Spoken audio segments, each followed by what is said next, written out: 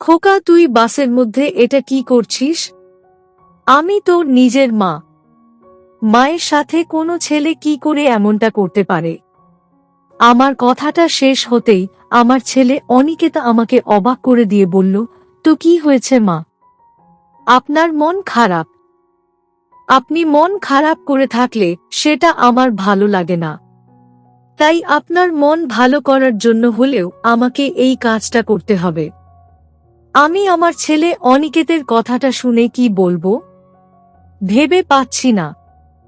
আমার মন খারাপটা ভালো করার জন্য আমার ছেলে এমন কিছু করবে, সেটা ভাবতেই আমার কেমন যেন লাগছে। আমি অনিকেতকে কিছু বলবো তার আগেই আমার ছেলে অনিকেত ও বাসে থাকা দুজন লোক মিলে আমাকে, হ্যালো আমার কলিজার বন্ধুরা, কেমন আছো সবাই? বরাবরের মতো আজ ও তোমাদের মাঝে নতুন একটি ভিডিও নিয়ে আমি হাজির হয়েছি। আজ তোমাদের বলবো আমার নিজের আপন ছেলের সাথে আমার জীবনের অসাধারণ একটি সত্যি গল্প। আমি শতভাগ সিওর হয়ে বলতে পারি আজকের ভিডিওটা দেখার পর তোমাদের ও জল আসবে। তাই তোমাদের অনুরোধ করছি সম্পূর্ণ ভিডিওটি দেখার। তো বেশি কথা না বলে চলো গল্প ফিরে যাই। আমি মিনা। আমার বয়স 38। আমি বিবাহিত। আমার এক মেয়ে ও এক ছেলে আছে। আমার ছেলে বড় আর মেয়ে ছোট। আমার ছেলের নাম অনিকেত। অনিকেতের বয়স 19। আর আমার মেয়ের নাম তনু। তনুর বয়স 15। আমার স্বামীর নাম দীপ। আমার স্বামী একটা মাল্টিন্যাশনাল কোম্পানিতে চাকরি করেন। আমার স্বামীর সাথে আমার খুব অল্প বয়সেই বিয়ে হয়ে যায়। আমি যখন খুব ছোট ছিলাম তখন আমি আমার মাকে হারাই। আমার বাবা আমাকে অনেকে কষ্ট করে লালন পালন করেছেন। বাবা আমার অনেক যত্ন তো নিতেন। তবে মায়ের ভালোবাসার অভাব আমি সব সময় অনুভব করতাম। বিয়ের পর আমি ভেবেছি আমার স্বামী দীপ আমাকে হয়তো বাবা মায়ের অভাব কখনো বুঝতে দিবে না। কিন্তু আমি ভুল। দীপ আমাকে বিবাহিত করেছেন ঠিক, তবে আমার সাথে তিনি খুব বেশি কথা বলতেন না। আমাকে বরাবর খানিক এড়িয়ে চলার চেষ্টা করতেন তিনি। আমি দীপের এমন এড়িয়ে চলার কারণটা জানতাম না। আমি দীপের মনের মতো হয়ে উঠতে অনেক চেষ্টা করি, তবে তবু কোনো কিছুতেই কিছু লাভ হয়নি। দীপ রোজ বাড়িতে ফিরে খাবার খেয়ে ঘুমিয়ে পড়তেন। আমার সাথে কথা বলার ও প্রয়োজন বোধ করতেন না তিনি। আমি একদিন রাতে দীপ বাড়ি ফেরার পর দীপকে জিজ্ঞেস করি, দীপ, তোমাকে একটা কথা জিজ্ঞেস করার ছিল। তুমি যদি রাগ না করো তবে আমি কথাটা জিজ্ঞেস করতে পারি। আমার কথার বিপরীতে দীপ খুব শান্ত গলায় আমাকে বলল, কি কথা বলবে? তাড়াতাড়ি বলো, আমার ঘুম পাচ্ছে। আমি আমার স্বামী দীপকে জিজ্ঞেস করলাম, দীপ, আমি অনেক আগে থেকেই দেখছি তুমি আমাকে কেমন যেন এড়িয়ে চলছো। আমি না সত্যি এটা মানতে পারছি না। আমি অনেক স্বপ্ন নিয়ে তোমার ঘরে এসেছি, এই ভেবে যে সুখে দুঃখে আমরা একসাথে থাকব। পুরো পরিবারটা সব সময় সুখে শান্তিতে থাকব। কিন্তু আমাকে তুমি যেমন করে এড়িয়ে চলতে শুরু করেছো, তাতে করে আমার মনে হচ্ছে না যে আমাদের মাঝে কখনো সুখ আসবে। আমার কথাটা শেষ হতেই দীপের মুখটা কুঁচকে উঠল। দীপ আমাকে খানিক ধমক দিয়ে বলল, সারা দিন তো বাড়িতেই পড়ে থাকো, আমার ওপর দিয়ে কি কি যায় সেসব বোঝো। আর শোনো, তোমাকে আমার কখনো পছন্দ হয়নি। আমি তো নিজের বাবা মায়ের পছন্দ মতো তোমাকে বিয়ে করেছি। আমার কাছ থেকে বেশি কিছু কখনো আশা করো না তুমি। কথাটা মাথায় রাখবে। এই বলে দীপ নিজের ঘরে চলে গেল। আমি বোকার মতো দীপের চলে যাওয়ার দিকে এক দৃষ্টিতে তাকিয়ে আছি। আমি মায়ের ভালোবাসা কখনো পাইনি।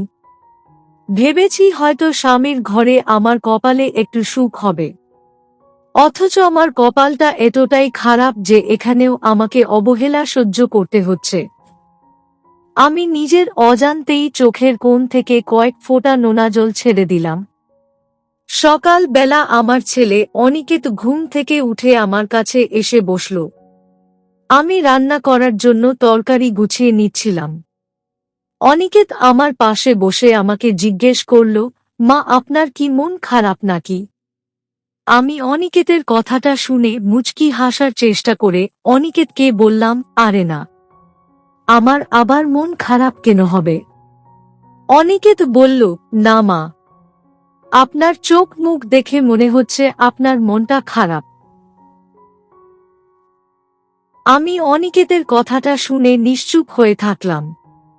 আমি নিজের মনের কথা কখনো কারোর কাছে প্রকাশ করতে পারি না, আর না প্রতিবাদ করতে পারি। আমি নিজের মতো নিজের মনের আঘাত মনের কোণেই নির্বে সহ্য করে নেই। আমি নিশ্চুপ হয়ে যেতেই আমার ছেলে অনিকেত আমাকে বলল, মা, আপনি চুপ হয়ে গেলেন যে? আমি বললাম, খোকা, আমার ভালো লাগছে না এখন কথা বলতে। তোর বোন কোথায়? স্কুলে যাবে না আজ?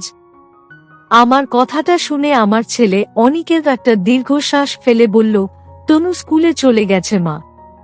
আমি অনিকেতকে জিজ্ঞেস করলাম, তনু স্কুলে চলে গেছে, আর তুই এখনো বাড়িতে বসে আছিস? কলেজে যাবি না? আজকেই তো শেষ ক্লাস, সামনেই তো পূজার বন্ধ। অনিকেত আমাকে বলল, আজ আমার যেতে ইচ্ছে করছে না মা, আজ আমি বাড়িতে থাকব আর আপনার সাহায্য করব। আমি অনিকেতের কথাটা শুনে মুচকি হাসি দিয়ে বললাম, ফাজিল, এই ছিল তোর মনে? আমি তোকে নিয়ে আর পারি না। এমন করে চলতে থাকলে পরীক্ষায় ফেল করে বসবি খোকা। অনিকেত আমার কথাটা শুনে বলল, ফেল আমি? এটা তো কল্পনার অতীত মা। আমি অনিকেতকে বললাম, সেটা তো পরীক্ষার রেজাল্ট আসলে বোঝা যাবে। অনিকেত পড়াশোনায় খুব ভালো, তাই সে ভালো রেজাল্ট করবে, এটাই স্বাভাবিক। আমি অনিকেতের সাথে অনেকটা ধরে কথা বললাম আর রান্নাও করতে থাকলাম। আমার ছেলে অনিকেত কথায় কথায় আমাকে বারবার জিজ্ঞেস করছে যে তার বাবার সাথে আমার সবকিছু ঠিক আছে কিনা। আমি বিষয়টা বুঝতে পেরে আর নিজের মনটাকে হালকা করতে আমি অনিকেতকে সবকিছু বলে দেই। অনিকেত আমার সব কথা শোনার পর একটা দীর্ঘশ্বাস ফেলে আমাকে বলল, মা, আপনি এত অবহেলা নির্বে সহ্য করে যাচ্ছেন, আর আমাকে একটিবার বললেন ও না। আমি অনিকেতকে বললাম, তোকে বলে আর কি হবে খোকা, তুই এখনো ছোট, তোকে নিয়ে আমার অনেক আশা, তুই অনেক বড় হবি আর আমার সব কষ্ট দুঃখ দূর করে দিবি। আমি শুধু মাত্র এইটুকুই চাই।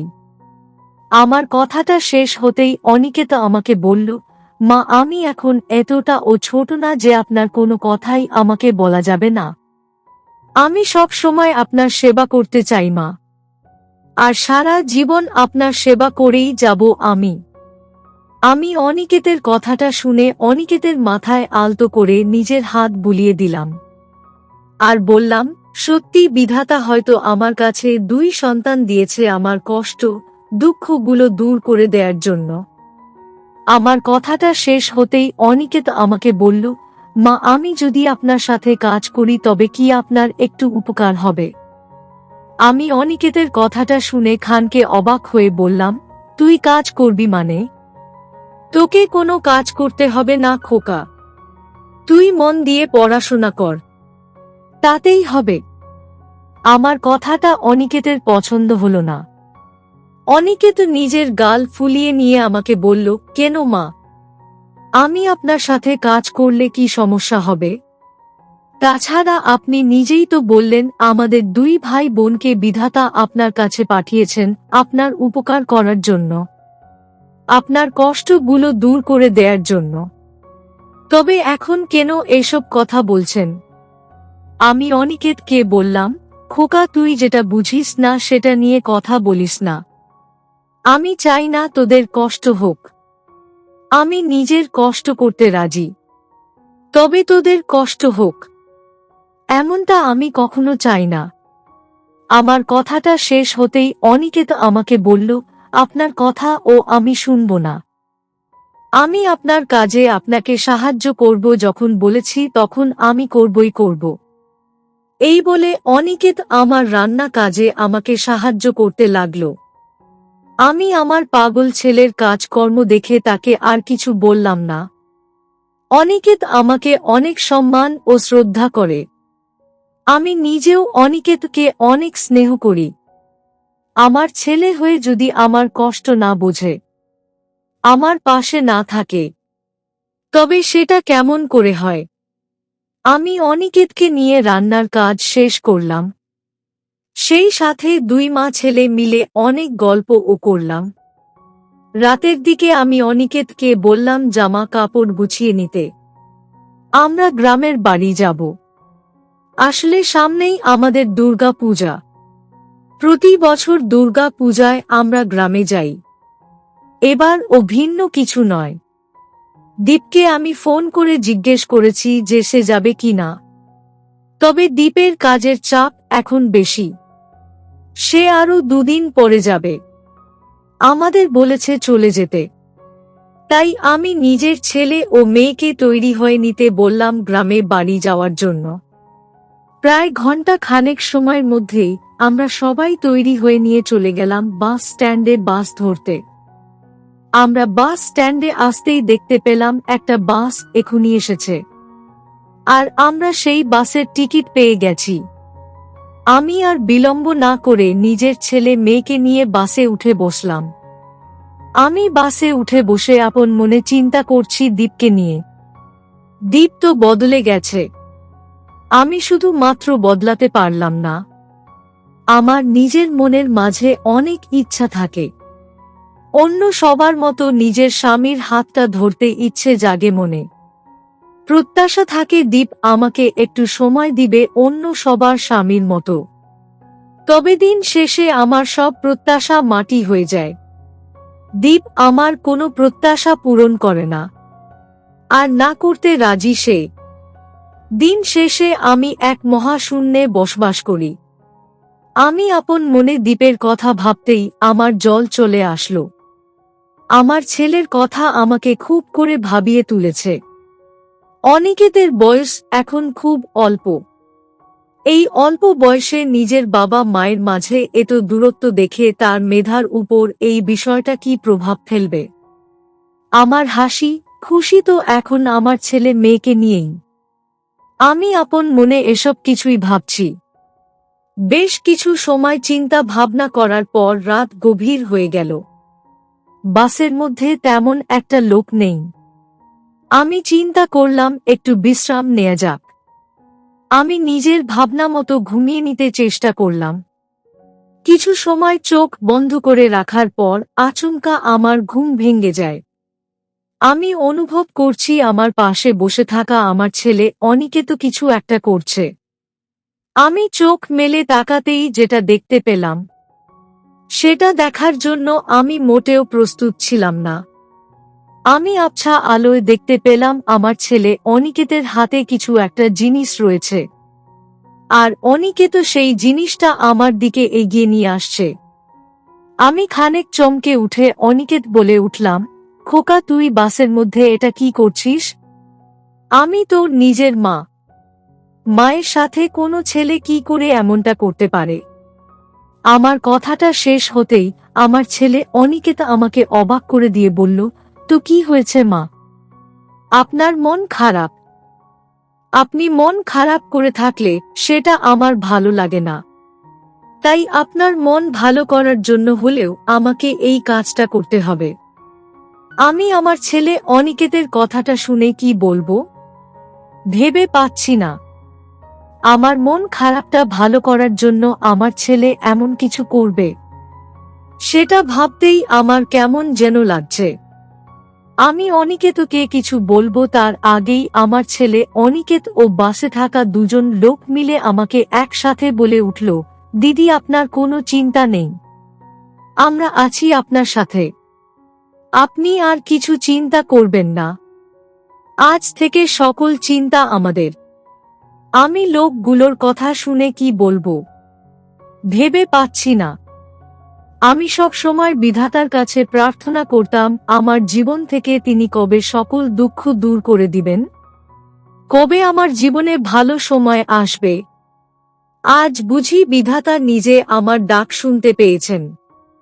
বিধাতা আমাকে সাহায্য করার জন্য আমার ছেলে ও তার সাথে এই দুইজন লোককে পাঠিয়েছেন। আমি সত্যি কৃতজ্ঞ তাদের কাছে। আমি লোকগুলোকে বললাম, ধন্যবাদ দাদা। আপনারা যে আমাকে এমনভাবে সাহায্য করতে আসবেন সেটা আমি কখনো কল্পনা ও করিনি। আসলে দাদা আমার কাছে বাড়ি ফেরার টাকা ও নেই। যদি আমাকে আর একটু সাহায্য করতেন তবে আমার অনেক উপকার হতো। আমার কথাটা শেষ হবার আগেই লোক দুজন হেসে ফেলে বলল, দিদি কি যে বলেন, আপনাকে সাহায্য করব না তা কি করে হয়? তাছাড়া আপনি এমন করে অনুরোধ করে কথা বলছেন কেন? আমরা তো আপনার নিজের লোক, সমস্যা নেই কোনো। আমি লোক দুজনের উপর কেন যেন ভরসা করতে শুরু করি। আমার ছেলে অনিকেত ও এই লোক দুজন আমার সাথে বসে অনেক গল্প করল। সারা পথ আমরা তিনজন গল্প করতে করতে আসলাম। আমি সকলের সাথে কথা বলতে পেরে অনেক শান্তি অনুভব করছি। আমার খুব ভালো লাগছে এখন। নির্দিষ্ট সময় পর বাস চলে আসলো আমাদের গন্তব্যস্থলে। অতঃপর বাস থেকে নেমে আমি আমার ছেলে অনিকেত ও আমার মেয়ে তনুকে নিয়ে চলে আসি আমার বাড়িতে। অতঃপর আর কি, এখন থেকে আমি আমার ছেলেকেই আমার সব কষ্টের কথা বলতাম আর নিজের মনকে হালকা করতাম। তো বন্ধুরা, এই ছিল আমার নিজের ছেলের সাথে আমার জীবনের একটি সত্যি ঘটনা। তোমাদের কেমন লাগলো আজকের গল্পটা? অবশ্যই কমেন্টে জানাবেন। প্রিয় বন্ধুরা, আজকের ভিডিওটি এখানেই শেষ করলাম। যদি আমাদের ভিডিওটি আপনাদের ভালো লেগে থাকে তবে একটা লাইক করবেন এবং চ্যানেলটি সাবস্ক্রাইব করবেন। আজকের জন্য আপনাদের কাছে বিদায় নিচ্ছি। দেখা হবে আগামীকাল নতুন একটি ভিডিও নিয়ে। সে পর্যন্ত সবাই ভালো থাকবেন। ধন্যবাদ।